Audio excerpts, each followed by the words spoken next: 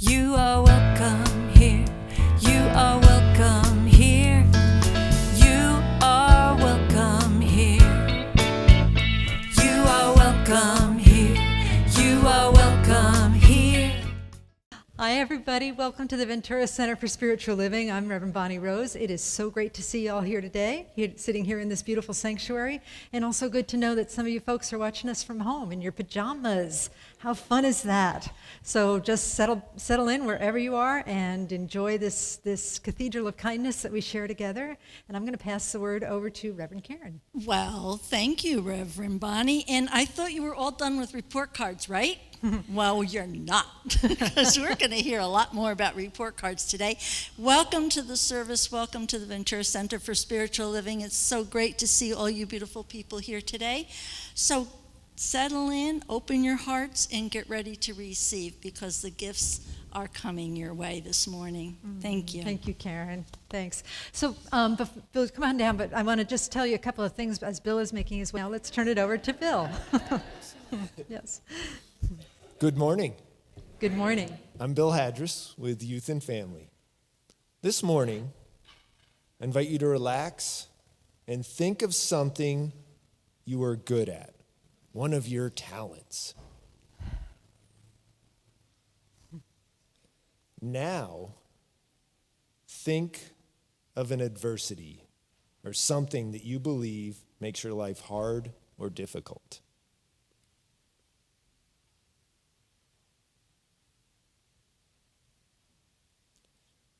Our adversities and talents make us all unique. If I asked you to share either your adversity or talent with someone else, which would you rather talk about? Sorry. For most of us, it can feel easy to admit our talents and feel hard to admit our adversities. But it's in our adversities that we often find our greatest strengths. Our hardest times can lead us to our greatest moments. Can you find the gifts in your adversities? I'm giving you all homework. You know, I have a friend with dyslexia. The gift of dyslexia made her more intuitive, because she had to use her intuition rather than read books to figure things out. So, find gratitude in your adversity. It makes you the perfect you. I invite you all to repeat after me. I am unique in all ways. I am unique in all ways. And so it is. And so it is. Good morning, everybody. Any practitioners and ministers who would like to stand and join us in prayer, please do. So taking a deep breath, feeling ourselves present right here, right now. Knowing there's one power, one love, one source, one connection, one God, and absolutely everything. And I'm one with God, with Source, as is everybody here and beyond. We are all connected. I know today is beautiful. Today is a gift for us to enjoy, to receive, as we experience words of kindness and wisdom from Michael today, love from Bonnie, love from Jennifer, music from Jennifer, connection with each other, sharing our hearts. I know all is well. I give thanks for everyone here, for everyone beyond here, for all of us together in love, our energy, our spirit, our lives. I release my words into the law. And together we say, and so it is. Let us continue in that space that Dina brought us to with such grace and such wonder, such love. And we breathe in and we breathe out. We allow ourselves to be still and to know that sacred place within us as we listen to the words of our sacred reading. Behind the Thunder by Mark Nepo. I keep looking for one more teacher, only to find that fish learn from water and birds learn from sky. If you want to learn about the sea, it helps to be at sea. If you want to learn about compassion, it helps to be in love. If you want to learn about healing, it helps to know of suffering. The strong live in the storm without worshiping the storm. And so it is. And so let's continue to breathe in this meditative space as we anchor into what we might call the I am presence. The I am is another word for absolute reality, for the reality beyond opposites. It is the pure consciousness that creates everything out of itself. Some call it God, some call it love, some call it higher power, some call it spirit, some call it Louise. Whatever it is you call it, it goes by many names. It is the I am, that which is aware of itself, that which knows, that which experiences. And so today, as we sing our chant, I am remembering who I am, we remember the truth of our own being. And because there is only one being in the world, that is the I am presence, that is consciousness, as we remember for ourselves, we remember for all beings everywhere. We remember for the entire cosmos.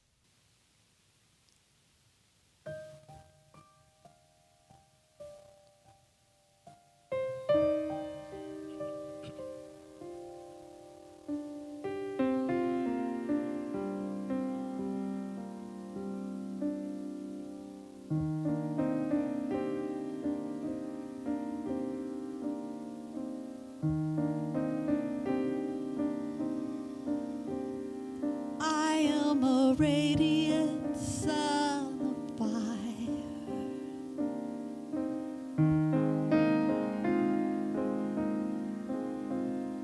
I am a luminous moon,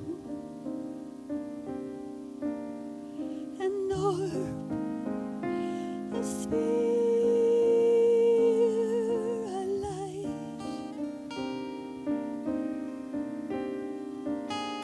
I am a light divine.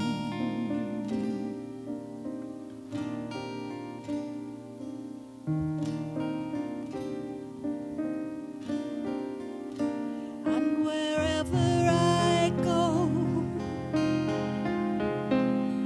whatever I do,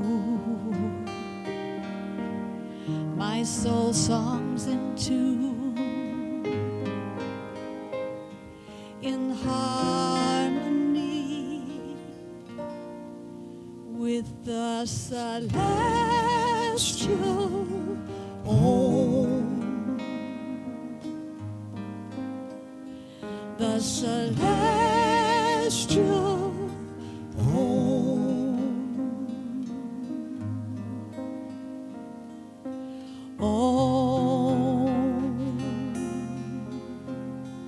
Of all creation.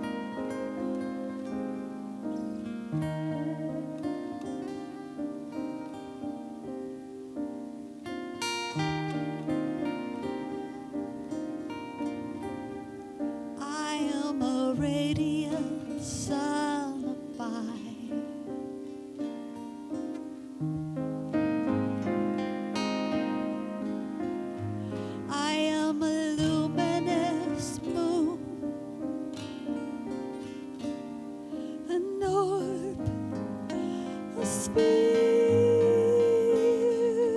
light.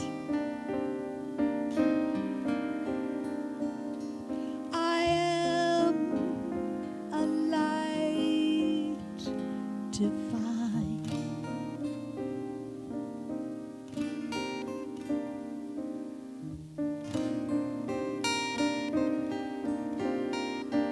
And wherever I go, whatever I do, my soul songs in tune, in harmony with the celestial home. The celestial home. Shall we om together? Om.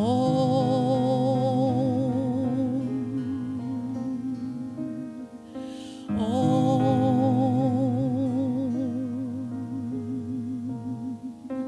Om. Of all creation.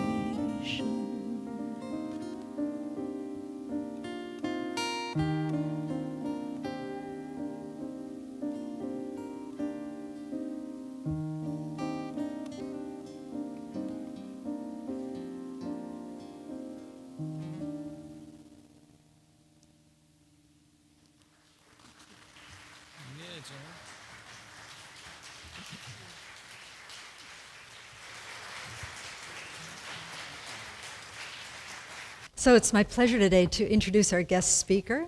It's Michael Eselun. He's sitting right over there. Hey, handsome. How you doing? Michael serves as a chaplain for the Sims Mann UCLA Center for Integrative Oncology. He is a two-time TEDx speaker. Michael speaks extensively to healthcare professionals, patient populations, and faith communities all across the country. He's also worked as an activist, educator, addressing anti-LGBTQ bias in the larger community for over 30 years. Michael was recently inducted into the UCLA Semel Institute Eudaimonias Society in recognition of having lived a meaning-driven life. He has 4 volumes of CDs available for purchase, and you can contact Michael through his website, www.michaeleselun.com, and he's got stuff out there too, just in case you didn't catch that website. So let's give a big round of Ventura love for Michael. Good to see you. Namaste. Good morning. Thank you for the nice welcome. I call this talk Spiritual Report Cards, and I have been running away from failure ever since I was first aware there even was such a thing as a report card. I couldn't imagine anything worse than getting an F, the humiliation, the disgrace. So I made sure that I never did. I actually lived through my school years believing that my grade point average and my self-worth were one and the same thing. Even though ultimately a 4.0 grade point average was flimsy proof indeed of any kind of self-worth, but still a string of A's did offer some momentary consolation and camouflage, if you will, for my true failure as a boy, as a straight boy, doing straight boy things, not like the other boys at all. Leaves me to wonder how many of us still live our lives as if there will be a report card at the end, as if it will be judged ultimately on the meaning of our work, of our lives, how many things we acquired, how much money we made, what kind of a parent were we. Or conversely, living with the bone-chilling fear that I must have been absent that day, unaware that this particular moral challenge would be on the final exam, and I blew it. Sharon is facing the imminent end of her life, ovarian cancer, and she wrestles with that very fear. Michael, I think I've been a good person. I think I've lived a decent life, but I've made my mistakes, big ones, and I have my regrets. What if I don't get into heaven? As if she will be judged on her resume and not on the maybe the love that's in her heart, or perhaps what she's learned along the way, if she's even to be loved at all, even to be judged at all. My grandmother Barbara, my dad's mom, was one tough cookie. So tough, in fact, that her standard reply to the greeting, "How are you?" was, "I'm just as mean as usual." "I don't believe in failure," she would say. "There's no such thing because you can always learn something." It's a pretty commonly held perception, particularly among those given to positive thinking as a way of navigating through life, and certainly within the mythos of American notions of success. But what I found lacking in my grandmother's declaration was compassion. If I were brokenhearted that I didn't get the thing I wanted more than anything else, devastated really after working so hard to get it, I really didn't want to hear, "Well, I'm not going to feel sorry for you because you're going to learn something through this." That wasn't helpful at all in the moment, even if it proved to be true in time. Compassion, after all, only means to be with suffering, to be with it, not to fix it, not to correct it, advise it, or compare it. Authentic compassion for ourselves and for one another might be the one true great healer. And yet it's not an attribute I've ever seen on any report card or any measuring stick for success. At the same time, I resonate deeply with the writings of Holocaust survivor Viktor Frankl. Everything can be taken from a man but this one thing, the last of the human freedoms, to choose one's attitude in any given set of circumstances. So that's it, maybe, right? It's up to us to cast the final grade, to cast that final verdict, to call it a success or a failure. But I find myself struggling with this all too human urge to cast any verdict at all, this need to see life through this dualistic lens of success and failure, win and lose. What if it's not so simple as that? It's not so clear-cut as that? In the early 90s, a big economic recession hit Los Angeles. I had a design business at the time, and business fell off to zero. I needed to do something quick. As a stopgap survival strategy, I took the CBEST test. I got an emergency teaching credential. I was hired as a substitute school teacher for Inglewood Unified School District. This was a few weeks after the Rodney King uprisings in Los Angeles.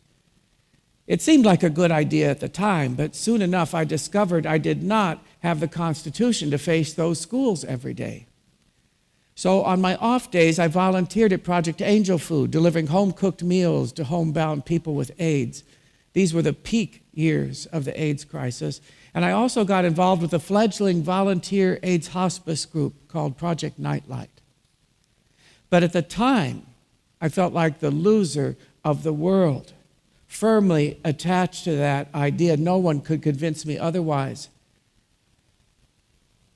What kind of success is that? I assiduously avoided friends who might call me, dare to ask the unthinkable question, "So what are you doing these days?" What's more, I felt like a spiritual failure, as if God had given all the components to live a successful life to everyone else except me, firmly attached to that idea. And yet when I look back on that point in time now, I see it as the pivot point that opened the door, that paved the way to this career of chaplaincy that I love so much, though it would take many years to materialize. This career that also seems to give meaning to the whole mess of my life. So am I supposed to look back on that point in time now and call it a success? Even a blessing? Hurting so badly that I wanted to die? The older I get, I find the less patience I have for this either-or kind of thinking. In the world of cancer, the stakes are much higher when it comes to our conception of success and failure.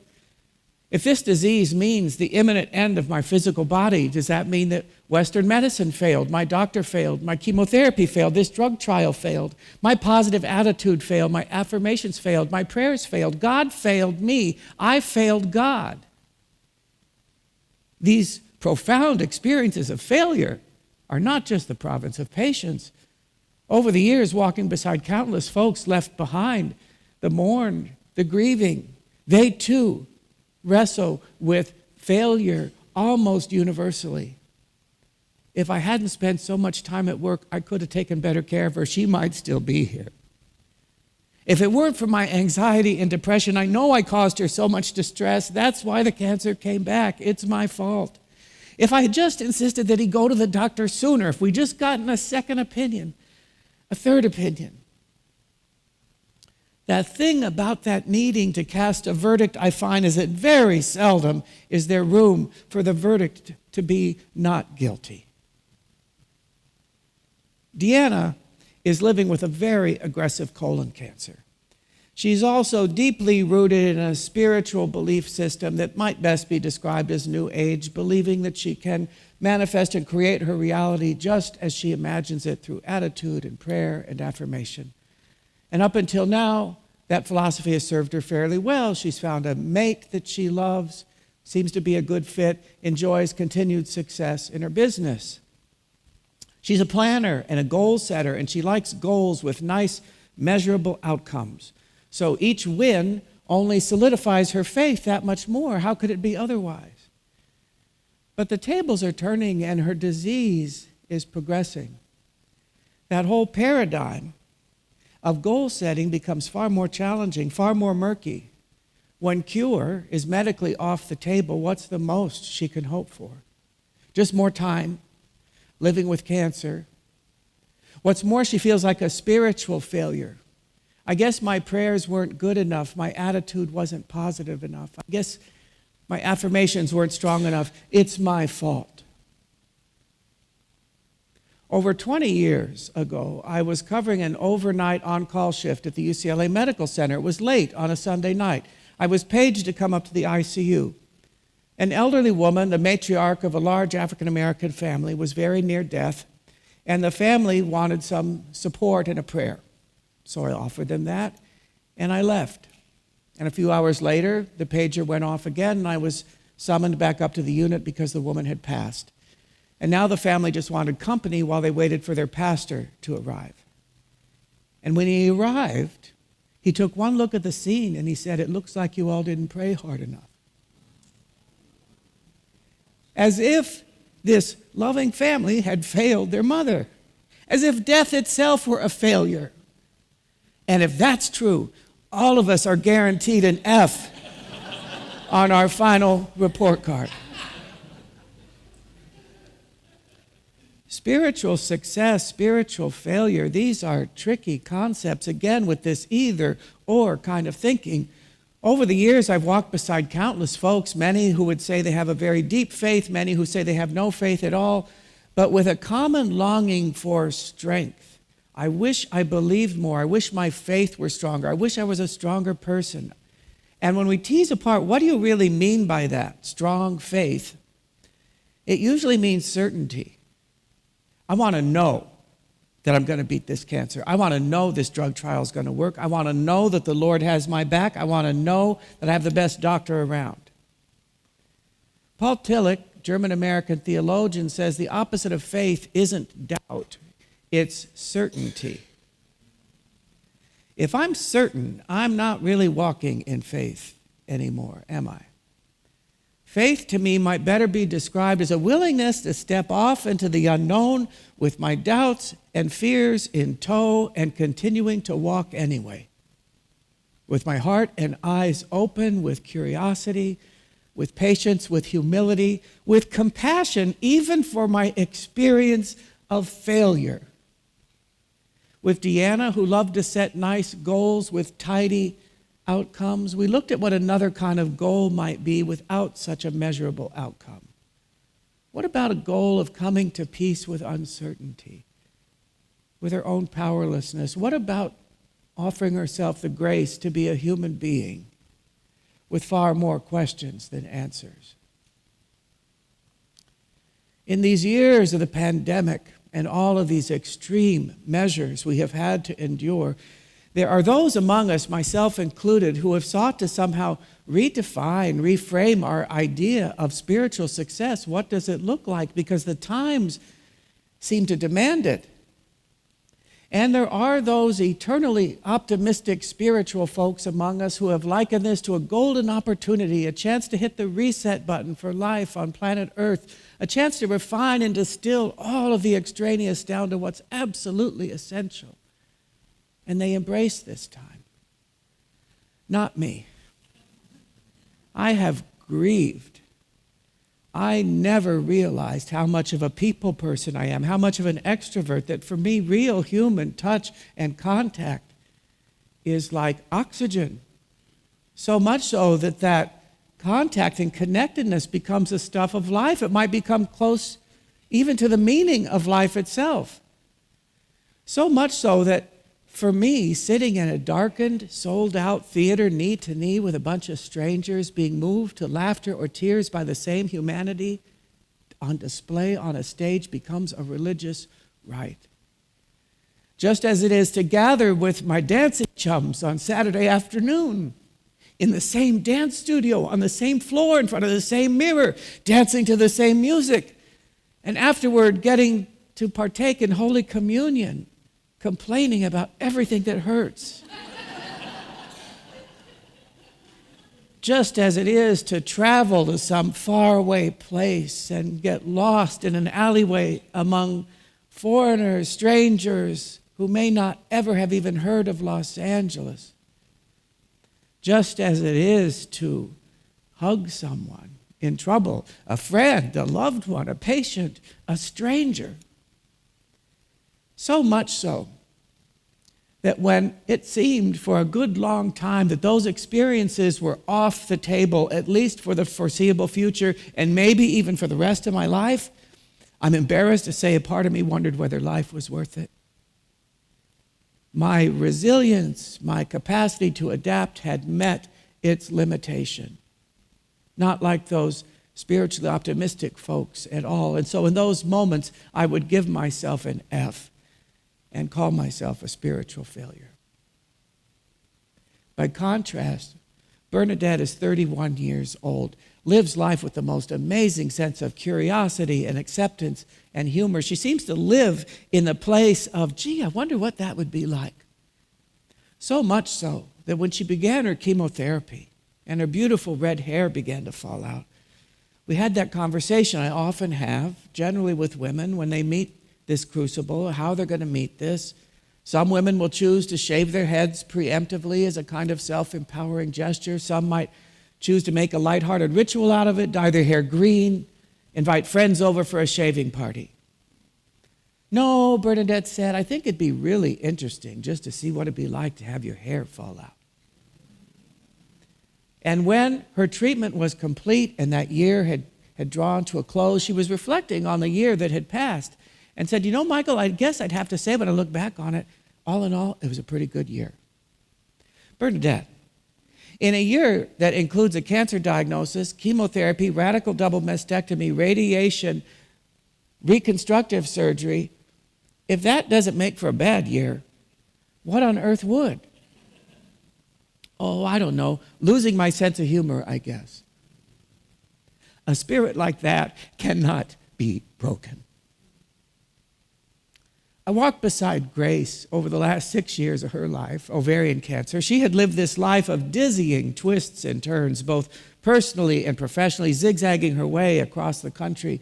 I asked her once, Grace, if there were a young person in your life who wanted one piece of wisdom, Grace, you've lived such an interesting life. What's one piece of wisdom you have for a young person like me? Grace didn't take much time at all to respond. When the time comes, be ready to go, she said. She actually echoes Joseph Campbell as he describes the hero's journey. In order to be a hero, one must be prepared for when the moment comes. That might be the point of all spirituality, he says. Donna and Lois had shared the last 40-plus years of their lives together. So at ease, loving toward one another, creating a real family in a culture that is really utterly hostile to two women calling themselves a family. Over the last 7 years or so, Lois had been living with ovarian cancer, and as her disease progressed, she chose to take advantage of aid in dying medication for when the going got to be unbearable. Lois was a no-nonsense, engaging, vibrant gal who was way more interested in hearing what you had to say than telling her story one more time. Sometimes it was hard to know just how much suffering she was carrying because she did it with such grace. Though thoroughly contemporary, knew her way around a computer, she was also very steeped in old-school virtues like letter writing and sending thank you notes. One Saturday night, she leaned over to Donna and said, "Honey, I think the time's come and I'm going to take the medication tomorrow." "Well, sweetheart, if it's that bad, why not take it tonight?" "I can't. I've got too many things to do." "What do you have to do that's so important?" "I got some bills to pay, some thank you notes to write, a couple birthday cards to send." "I'll help you do that," Donna said. So after 80 plus years of life on planet Earth, intentionally spent the last evening of her life seated around the dining table, engaged the most mundane activities, and yet activities that are nevertheless rooted in connectedness, in kindness, in consideration. That's an image of spiritual success in my book. The next morning, Lois got up, put on her best red silk pajamas, and said, "I guess I might as well go out in style." If there were such a thing as spiritual report cards, I'd give them both an A+. As I would to Bernadette for that unbelievable humor and acceptance and curiosity, as I would to Grace for her incomparable ability to just ride the wave of life.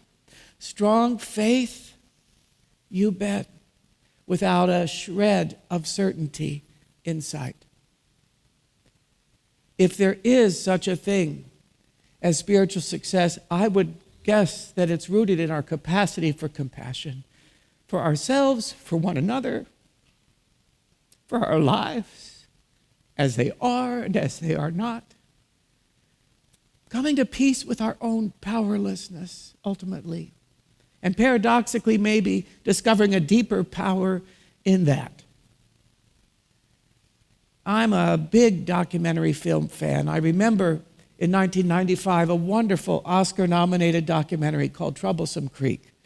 It's a story of a family farm in Iowa that had been in the family for generations, over 125 years. Russell and Mary continue to work the farm, though they are much older now and have raised their kids who have all moved on. But they're facing foreclosure because of a farming crisis. So it's all hands on deck. All the kids come back to Iowa to do what they can to try to save the family farm. We're given to believe it will kill mom and dad if they lose the farm and have to move into town. So you're kind of dying a little bit as you're watching them auction off the livestock and the farm equipment and the furniture. You see Mary caressing her Ethan Allen dining table. "Oh, the Thanksgiving dinners I served at this table." Sold. They cannot lose the farm. But they do, and they have to move to town. And to everyone's amazement, they flourish. Russell's a new man, unencumbered by all that backbreaking labor and non-stop worry. He's one of those guys that had those wild, untamed, bushy eyebrows that go every which way. And you go, "What's up with the eyebrows, Russell?" And there he is in the barbershop getting them all trimmed up, looking his best. I'll never forget the last line of the film. It's narrated by their daughter, Jean. "Success and failure. Sometimes it's hard to tell which is which." Yes, it is. So be it. Thank you. Okay, clap if you think that was A+.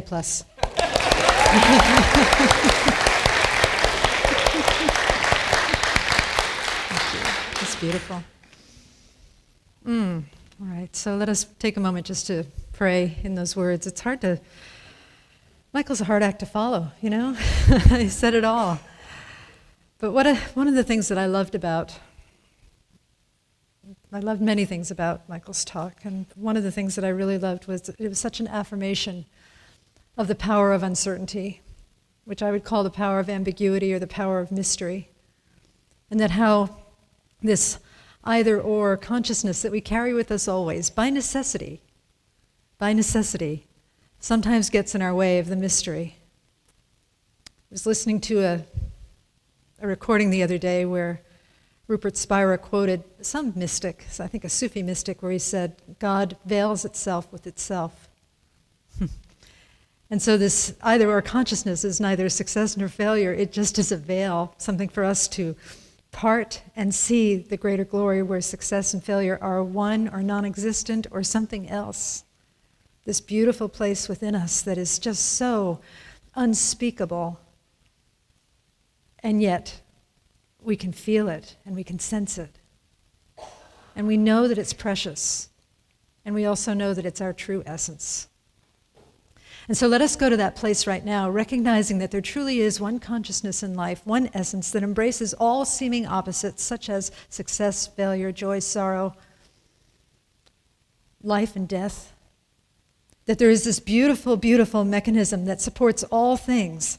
It is like the compost cycle that recycles and resurrects and gives birth and then gives death and then falls to the ground and decomposes and then becomes life again. And this beautiful energy is within everything. It is within every living thing. It is within every atom of being. It is in the stars. It is in the sun. It is in the ocean. And it is most definitely within us. And it comes alive as we recognize that, as we unify with that presence, as we unify with that beautiful cycle of giving and receiving, of living and dying, of certainty and uncertainty, of success and failure, knowing again that we observe those things. We observe those things of the yin and the yang, but we are truly the circle that encompasses both the darkness and the light. But that's our true essence. And so from that place of unification, of knowing who we truly are, let us take a moment to look at our lives and refresh, and to know that there is sweetness in adversity, and that there is compassion, the opportunity for compassion in everything, and that there is the grace of humor waiting to be revealed in all things, in aches and pains, and dancing too hard and revealing what hurts, and in the presence of everything, there is grace and wonder and love and compassion waiting to be revealed. And how do we reveal it? We are that place of choice that Viktor Frankl spoke of so beautifully.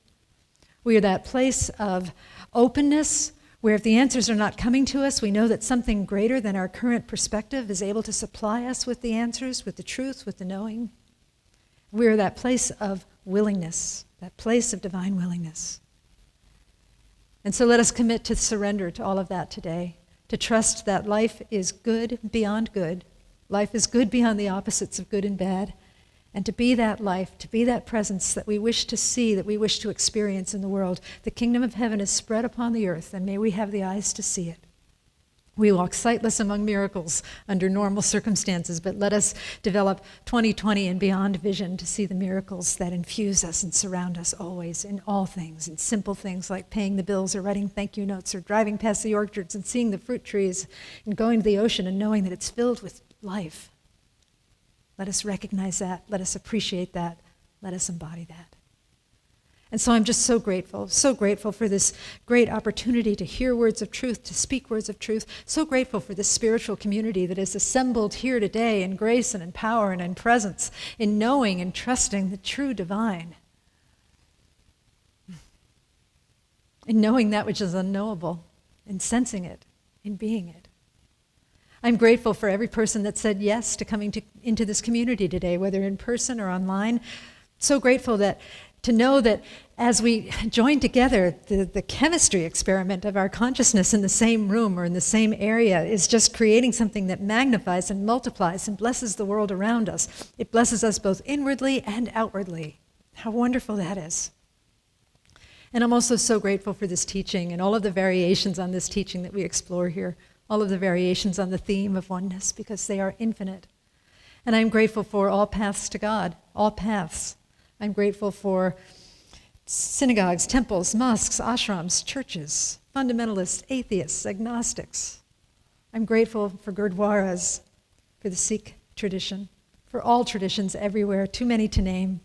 Just so grateful for everything. And with a heart that is so filled with gratitude, I say, thank you, Spirit, thank you, love. And I release these words into the divine mystery, and together we say, and so it is. Namaste. I don't know about you, but I am like somewhere else. As we get ready to give our gifts and our beautiful spiritual offering, please join me in our offering prayer. We trust in Spirit. We trust in Spirit. Love is the giver and receiver of all that we are. Love is the giver and receiver of all that we are. We offer this gift. We offer this gift. It is an outer expression of our inner abundance. It is an outer expression of our inner abundance. Our gift blesses many. Our gift blesses many. And returns to us multiplied in miraculous ways. And returns to us multiplied in miraculous ways. So that we may give again. So that we may give again. And so it is. And so it is. Thank you, Karen. Thank you, Michael. You made me realize that I've been leaving some things unnoticed. And I am so appreciating playing this piano today because I had to let go of my old Storing Clark that I had for over 40 years and written over 200 songs on, because we're actually moving across the country in 8 days. And I miss having a piano to play. And I am so grateful to be here with you. I remember, I think it's been about 15 years that I've been coming and sharing my music a couple times a year. And I remember, boy, I'm such a different person now than I was then. I remember giving Reverend Bonnie a hard time because she was putting me in a breezeway to offer my CDs. I said, you wouldn't do that to an author. Thank you for loving me anyway. So as things go, the song that we plan to do has completely changed because of what Michael has brought us to. And I really think it would be wonderful to share a Buddhist blessing together. So I just want you to repeat this after me. May I be filled with loving kindness. May I be well. May I be peaceful and at ease. May I be happy. And then we're going to add a little Matt Kahn. As never before. As never before. As never before. I am now. All right. So now you can sing along with me.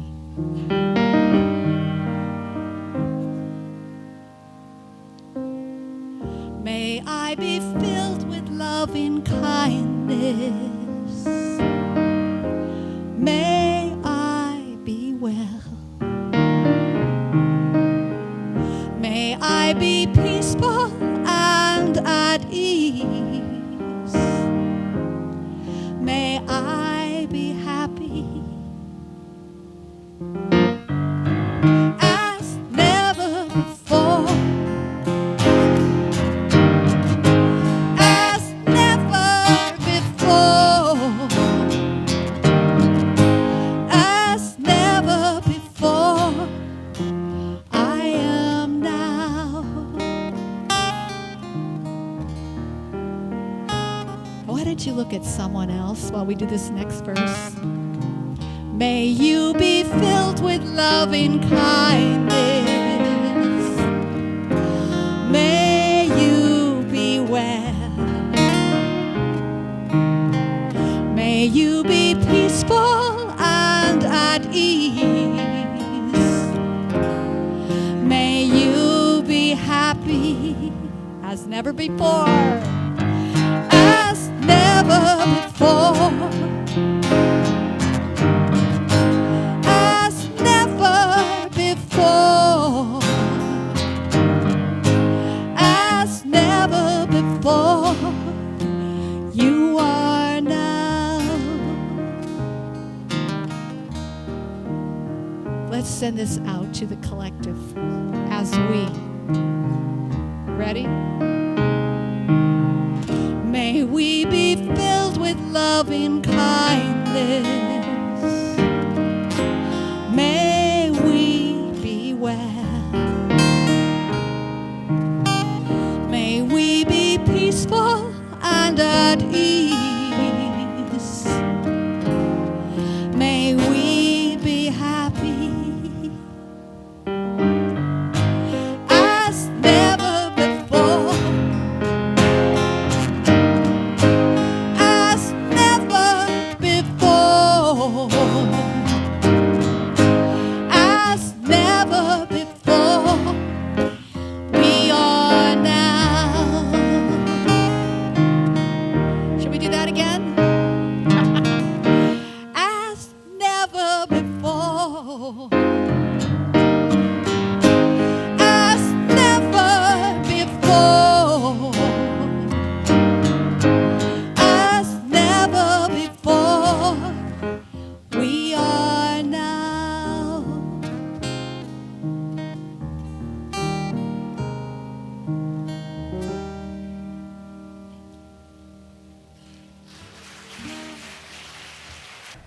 I don't remember that bit about the breezeway.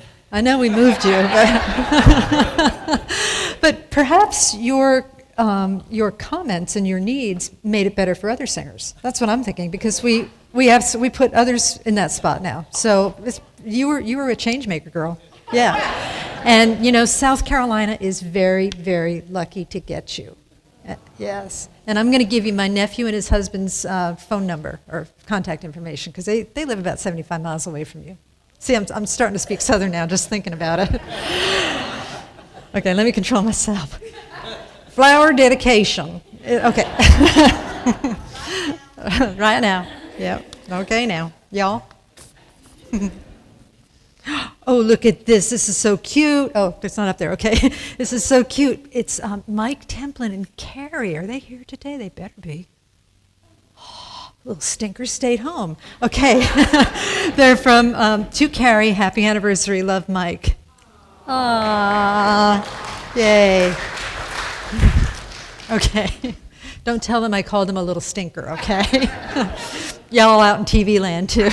Okay, I've gotten very Southern. I remember one time I called Bernie Austin a sugar booger, my mistake, and I'm like, that's where we draw the line. Okay, so all that aside, our ambassadors are wearing beautiful teal little stole things. So would you stand up and show us what you look like, ambassadors? Michael, you better stand up. There's Michael. Okay. Not all of them are wearing teal stoles, but you can come to anybody and get some information from them. There is a Thanksgiving celebration on the Sunday, November 20th. It's the Sunday before Thanksgiving, and it's at the Mission down the street. It's San Buenaventura Mission.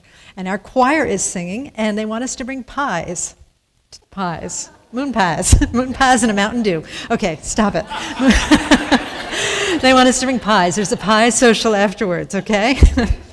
Okay, here's something really important. You probably don't want to hear this, but Christmas is coming, okay? Brace yourself. Christmas is coming, and the reason I'm bringing it up is that we have to sign up our actors and our animal handlers. We have a live animal parade at the end of our Christmas event, so if you want to handle animals or if you want to act in the Christmas play, this is the last day to sign up, and the sign up is right through those doors on that brown desk that you'll see in front of the window, the stained glass window, okay?